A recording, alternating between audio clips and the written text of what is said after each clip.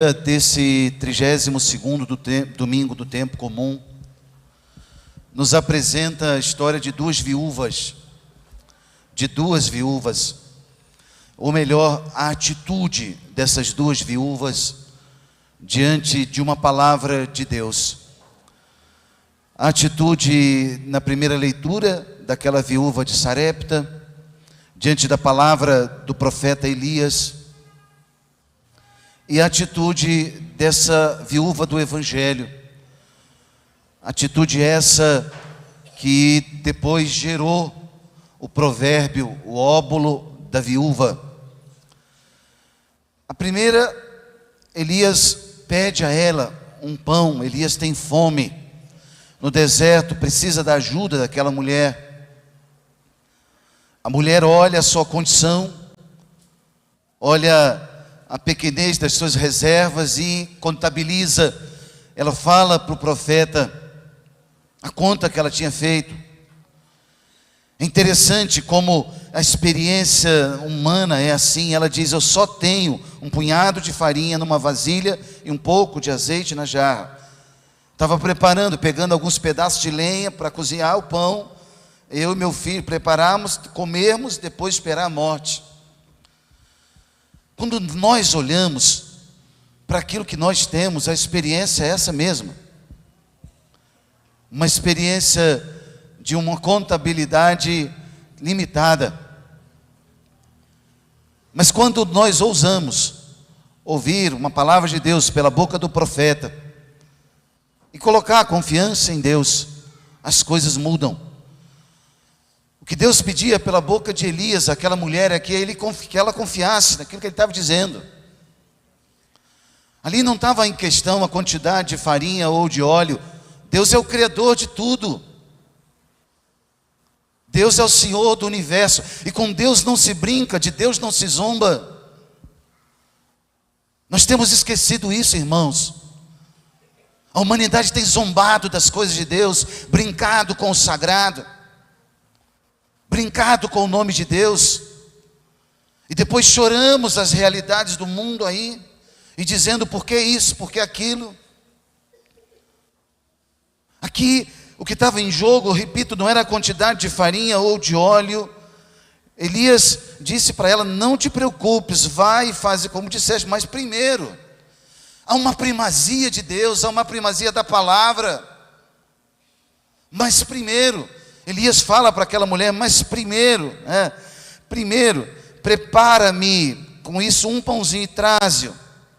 É a hora da fé. É hora da gente entender que o Senhor do céu e da terra é Ele o dono de todas as coisas, inclusive da nossa vida.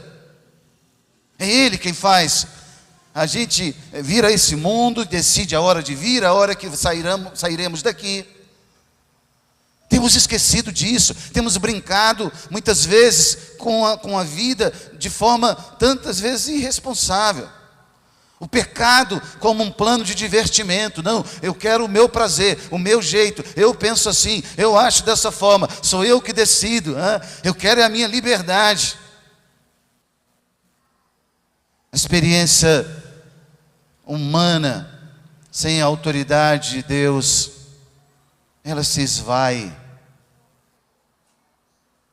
Por isso, irmãos, a palavra é linda. Elias então tem daquela mulher agora a confirmação. A mulher traz aquilo que o profeta diz, e Elias entrega para ela uma promessa, uma promessa de que ela pôde provar. A farinha da vasilha não acabou, nem diminuiu o óleo da jarra, conforme o Senhor tinha dito por intermédio de Elias. O que eu quero dizer com essa palavra para mim e para você é que todas as palavras de Deus a seu respeito, elas se cumprirão, todas. E eu não canso de dizer isso e repito novamente: os desígnios de Deus são para sempre, e perduram para sempre aquilo que Ele tem no seu coração. O plano de Deus não muda segundo as nossas circunstâncias. O plano de Deus é o mesmo. Repete aí para você mesmo, dentro da sua alma, diga: eu creio que os planos de Deus, os planos que Deus tem para mim, se cumprirão ao seu tempo. Para depressa, Deus tem o seu tempo. A segunda viúva trazida no evangelho de hoje, repito, não a figura em si, mas o gesto dela é muito significativo. Jesus está no templo, e o templo é o lugar da presença de Deus. O templo é lugar sagrado. O templo não é o shopping. O templo não é a rua da minha casa. O templo não é um espaço social onde eu vou, como eu vou em tantos outros lugares. O templo é a casa de Deus. A reverência à casa de Deus. Jesus está ali no templo e está observando a atitude daqueles que estão no templo. Às vezes a gente banalizou tanto o nome de Deus que esquece que Jesus nos vê, né? E ele toma a palavra no evangelho de hoje, no seu ensinamento, aquela multidão. Ele censura os doutores da lei. E aqui os doutores da lei a gente pode fazer uma abrangência muito grande. Nós não estamos no judaísmo, nós estamos no cristianismo. Os doutores da lei podem ter casula e túnica como eu aqui, ou podem estar sentados nos bancos, nos movimentos pastorais, grupos, convidados para o batismo. Quem está frequentando hoje apareceu. Os doutores da lei podemos ser tantos de nós. Mas quando é, padre, que isso acontece? Quando o nosso culto não se conforma com a vida. Quando há um divórcio entre aquilo que a gente diz, eu creio, e aquilo que a gente está dizendo, eu vou viver outra coisa. Os doutores da lei é quando a gente pega as coisas de Deus, a palavra, os ensinamentos, a doutrina, a fé, e tenta colocar na nossa cabeça e quer domesticar o ambiente religioso. Domesticar e dizer, bom, tem que ser do meu jeito, né? E sou eu que mando. Jesus então faz essa aqui censura muito forte. Ele diz, tomai cuidado com esses religiosos. Tomai cuidado com essa gente que vem à igreja assim, que vive da igreja assim, que usa a igreja assim. Tomai cuidado. Ele fala das roupas vistosas, dos cumprimentos, das primeiras cadeiras, dos lugares nos banquetes. E depois a prática da justiça. Mas eles devoram as viúvas. Fazem tudo isso de forma muito vistosa, mas devoram. São desonestos nos seus negócios. São desonestos naquilo que eles são chamados a administrar. Acham que ninguém vê. Vão jogando para debaixo do tapete. Deus vai levantar esse tapete. Jesus olha e censura essa religiosidade separada da vida. E aqui, irmãos, é linda a palavra, porque depois ele olha o outro gesto. O gesto da mão estendida dessa mulher. 2 moedinhas. O evangelho registra que não valiam quase nada. Mas para Deus valia muito. Para Deus foi muito. Para Deus foi suficiente. Porque ela fez com o coração. Joga fora essa calculadora da sua cabeça. De achar que Deus vai ficar contabilizando a partir da quantidade. Deus vai contabilizar a partir da qualidade da sua entrega, do seu tempo, da sua oração, das doações que você faz, da tua caridade. Se não brota do teu coração em conformidade com o reino, desculpa, vai gastar a sua vida em outro lugar. É preciso que o coração vá junto. É preciso não só um dar, mas um dar-se. E essa é a diferença. Da quantidade para a qualidade, muda tudo. É essa categoria que Deus nos chama a viver. Porque muitas vezes, irmãos, seja aqui dentro do templo, seja lá fora, dentro da sua casa, da sua família, no grupo de parentes, de amigos, né? Pode acontecer que você fique com a calculadora da vida nas mãos, né? Contabilizando o tempo que você gasta com o outro, e às vezes sem qualidade, as coisas que você dá para o outro. Mas eu ajudei tanto essa pessoa, e fica ali cobrando, né? Viveu emprestado, não se doou. Fica esperando a retribuição, esperando. Eu fiz algo, você não me elogiou. É a qualidade que conta. É o coração que vai junto. É a decisão da alma de entender que é pelo reino. E se não é por Deus e pelo seu reino, de que vai adiantar? Vai ser uma glória humana. Vai ser um quadro colocado na parede, ou um diploma, ou uma honra, ou uma condecoração dessa vida, que daqui a pouco alguém vai mudar, e vai botar nas gavetas e vai esquecer. Mas quando é para Deus, ei, escuta, a gente escreve no livro da vida. Escrever no livro da vida, no livro do coração de Deus. É nisso que cremos, é disso que o Evangelho de hoje está falando para nós. Esta viúva pobre deu mais do que todos os outros. Isso vale para o nosso tempo, repito, para as nossas orações, para as nossas doações, para a nossa ajuda, para a nossa caridade. São Paulo muitas vezes usa uma expressão forte. Ele diz que a vossa caridade não seja fingida. Forte, né? Caridade sincera. Caridade de estender a mão para o outro, de ajudar o outro, da oferta que eu dou na missa, do quilo de alimento que eu trago, eu estendo a minha mão, porque o outro é meu irmão e Deus é nosso Pai. Essa é a diferença. O entendimento é outro. Deus não vai dar um like na sua caridade. Não espere as curtidas de Deus dizendo, não, Deus, eu dei mais do que o outro. A vida com Deus não é a rede social. A vida com Deus não é o mundo digital, virtual. Ao contrário, não é nem analógico, é antes ainda. Tudo muito mecânico, manual, artesanal. E é um gastar-se mesmo, contínuo. Aqui, irmãos, a palavra é forte de Jesus no templo, para ensinar para nós, seja em relação aos mestres da lei, seja essa viúva pobre, de que o templo de Deus agora é uma pessoa. O templo de Deus não é só uma construção de pedras. A construção de pedras é só o símbolo. O templo agora é uma pessoa, é Jesus Cristo. O templo onde agora o nosso culto chega a Deus Pai Todo-Poderoso é Cristo, é a humanidade de Cristo. O templo agora é a oferta de Cristo, que em cada missa se repete. E aqui, irmãos, escute isso, na segunda leitura de hoje, a carta aos Hebreus dava para nós uma catequese sobre a missa. Infelizmente, para muitos, a missa é só um programa social, é claro, e por isso a vida não muda. Mas quando a gente entende que a missa é o sacrifício atualizado de Cristo, a vida muda de significado. A coisa toma uma outra cor. A segunda leitura de hoje era uma catequese sobre isso. Ele dizia, Cristo não entrou num santuário feito por mão humana, imagem do verdadeiro, mas do próprio céu, a fim de comparecer agora na presença de Deus em nosso favor. Cada vez que o cálice e a patena são elevados, Cristo apresenta a nossa vida diante de Deus. Comparece na presença de Deus em nosso favor. E o texto diz ainda, e não foi para oferecer assim muitas vezes, como o sumo sacerdote da antiga aliança, do judaísmo fazia, e todo ano, e tinha que repetir.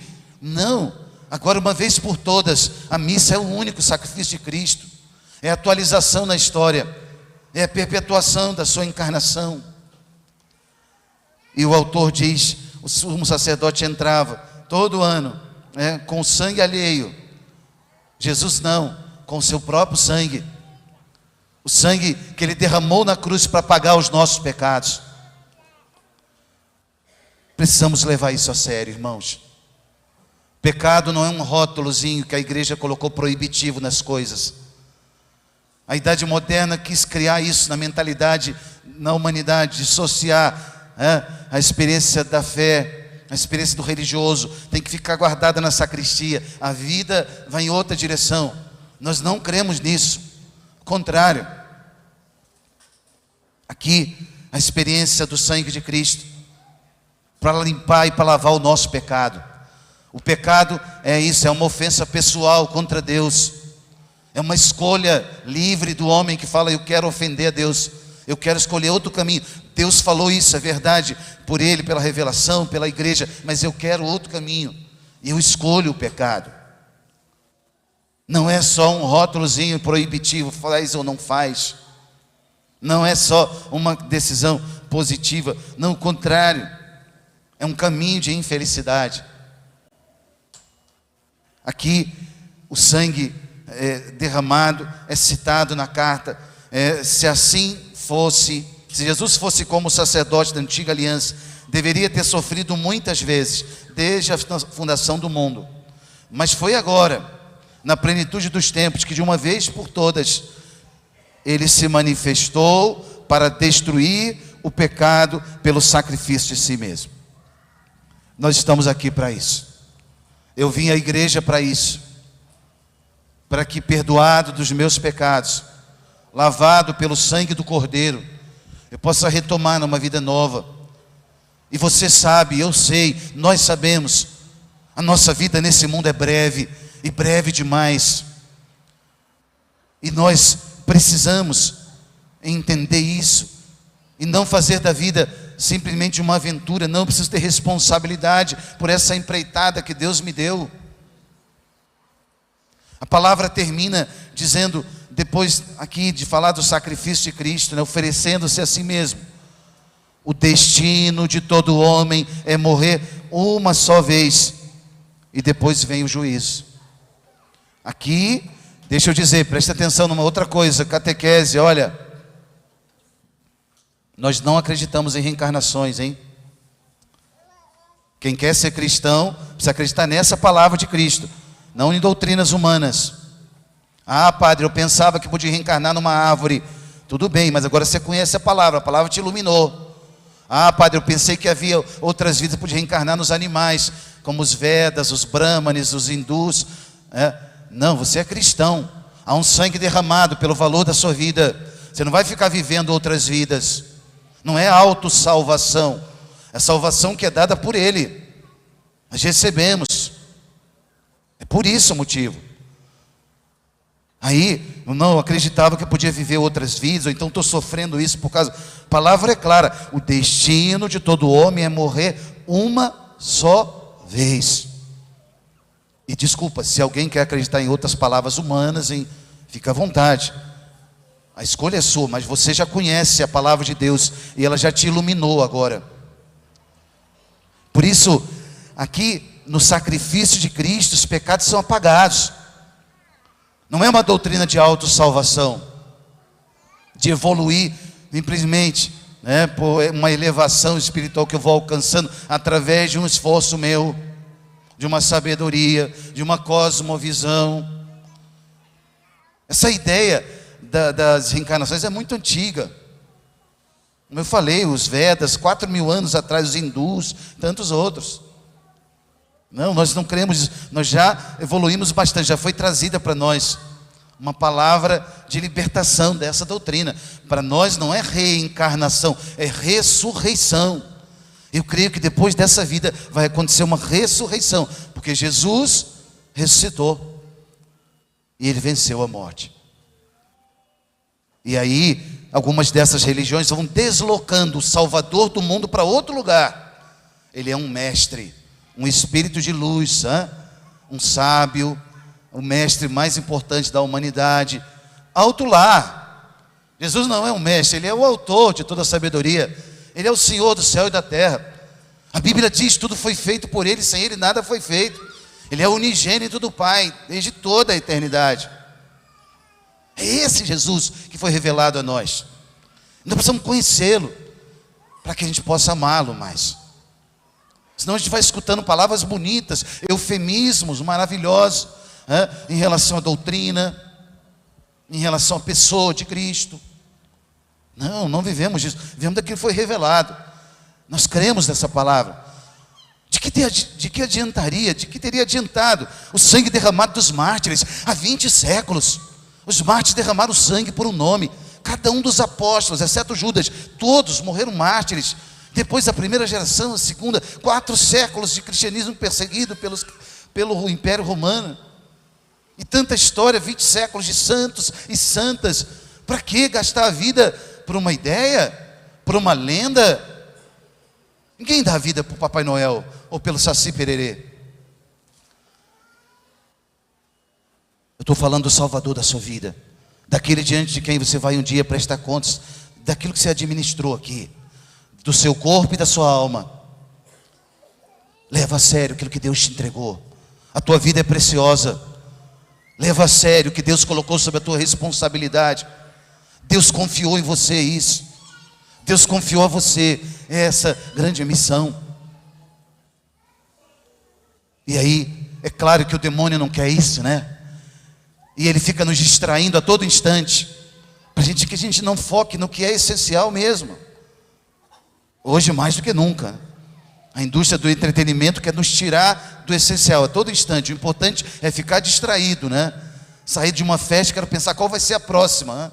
De um do outro. O importante é isso, é liberar serotonina e dopamina, e é prazer, prazer, prazer, né? A vida é composta também por dores. Faz parte também dos ajustes da existência.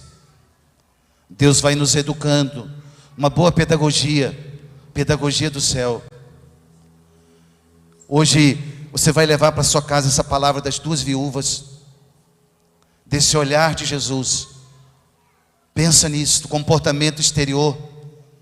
Ok, mas que tem que ser consequência da decisão interior. E da viúva, qual é a qualidade da tua entrega? Qual é a qualidade da tua entrega? O coração vai junto? Ou é só uma calculadora contabilizando mais ou menos que esse e aquele? Pensa nisso hoje. E no altar, daqui a pouco, o padre vai elevar o cálice e a patena. Lembra dessa leitura de uma vez por todas. Uma missa, uma comunhão bem feita, uma Eucaristia celebrada, o mistério do céu acontece. E se a gente morre nesse instante, daqui a alguns minutos, depois de comungar santamente, aquela comunhão é de salvação. É de salvação. É o Cristo total, é o mistério da fé. Quando há 2000 anos a igreja repete: anunciamos, Senhor, a vossa morte, proclamamos a vossa ressurreição. Vinde, Senhor Jesus. É a Páscoa a cada missa. Mas também, deixa eu dizer, quando eu comungo mal, quando eu comungo no pecado, eu comungo sacrilegamente. Eu comungo sacrilegamente. Quando eu participo mal da missa, eu não vivo bem as coisas sagradas. É a experiência do sacrilégio, da zombaria, da inspiração do mal. Não, meus queridos, não é isso. Deus nos livre desse pecado. Ao contrário, daqui a pouco, quando tocar as campainhas, nós vamos ajoelhar e dizer: Senhor, eu estou ajoelhado diante do teu mistério. Eu dobro o meu coração e a minha vida diante da tua grandeza. Eu estou aqui para ser um adorador. Foi isso que eu vim fazer aqui. Eu vim aqui por um propósito muito claro. Eu entrego nas tuas mãos tudo. Não quero ficar nada retendo nas minhas mãos, porque eu confio. Como essa viúva de Sarepta. É só um punhado que eu tenho de farinha, mas está entregue, Senhor, nas tuas mãos. E essa semana que eu vou viver, eu nem sei, mas já está na tua mão. É assim que um homem de fé vive, uma mulher de fé vive, depositado nas mãos de Deus. Pensa nisso hoje, eleva a tua gratidão a Deus. Quem sabe reza com esse Salmo 145 durante esses dias. Alimenta a tua semana, alimenta, porque é isso, nós queremos bem dizer a Deus, e o salmista ensinava para nós isso. O Senhor é fiel para sempre, Ele dá alimento aos famintos, é o Senhor que liberta os cativos, é Ele, é o Senhor, Ele é o Senhor. Tenha coragem de tirar o governo das suas mãos, governo da sua vida, das suas mãos, e entregar o governo a Deus. Nossa Senhora, nossa Mãe, e São José, intercedam por nós. Em nome do Pai, do Filho e do Espírito Santo. Creio em Deus Pai Todo-Poderoso,